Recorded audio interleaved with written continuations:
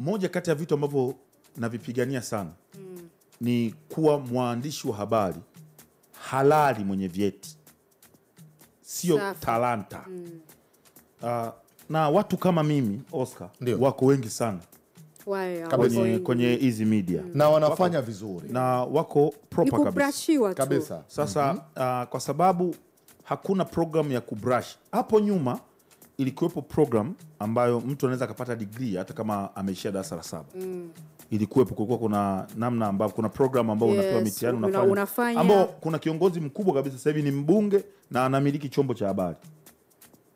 Sio kama unanielewa. Amepitia huko. Okay, yeah. Ilikuja ikafutwa hiyo. Iliondolewa nani anza Magufuli alitoa hiyo. Sio kama unanielewa vizuri. Lakini watu tayari washaokota degree. Yes, kuna watu walipita ambao waliwahi mwanzo. Yeah. Hata walikuwa mwaka wa mwisho nafikiri nao pia walimalizia. Waliokota hiyo.